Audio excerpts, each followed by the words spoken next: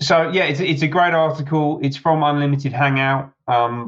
It's talking about Peter Thiel, the founder of Palantir, and also his work at Palantir and with a network of other companies that he's invested in.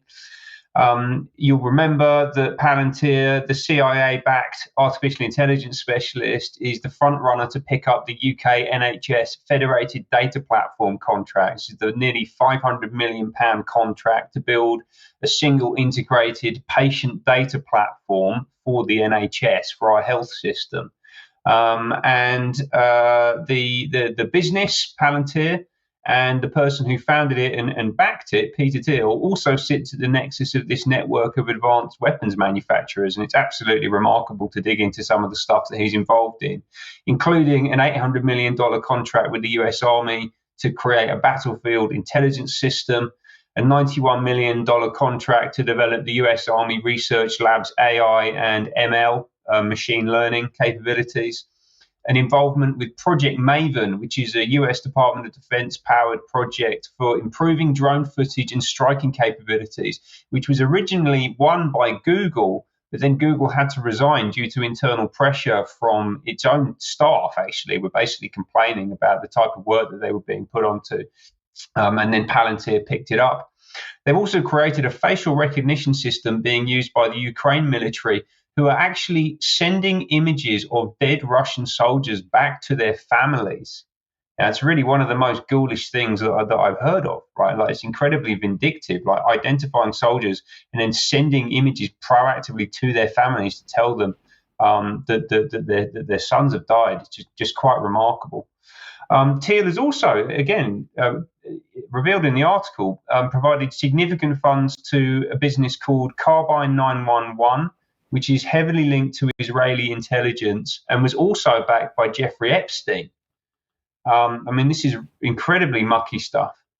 One of the things that really jumped out at me from this is that Thiel and his businesses are taking a completely different approach to working with the military-industrial complex. So the way that suppliers previously would have worked with the military is the military would specify technologies that it wanted and then go to the market to get private contractors to build those technologies.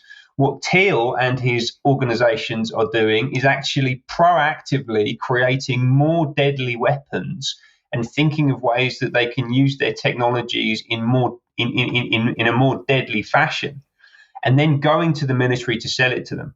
So they've completely reversed that relationship. And I think that's absolutely staggering in the context of the fact that this guy is in the pole position to be picking up the NHS Federated Data Platform contract. It's bad enough that they're doing it, but the idea that you would want people like this and organizations like this circulating around our health system, I just find absolutely remarkable.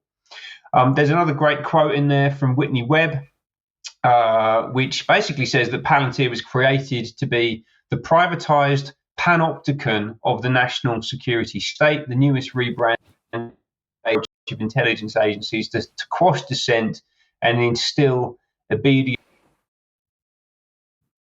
in the US government there. But that is absolutely how those technologies are being deployed elsewhere as well. I'd be fascinated to find out what their on-the-ground activity with Israel has been over the past few weeks in light of everything. Yeah. Okay.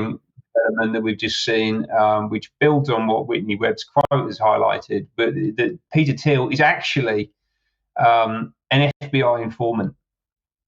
So he is actively working with US intelligence agencies as an informant on things that are going on inside Silicon Valley, things that are going on in advanced technology, and also through his political connections. And he is sending that information directly to the FBI for them to use in their investigations. So he is absolutely hand in glove with US intelligence agencies. And I really just think that we have got to get to grips with whether we can allow these types of people and the organizations that they represent access to not just our health system, but really any part of our society at all. Yes. Okay. Thank you, Ben. Thank you for that. Now we're just very quickly going to end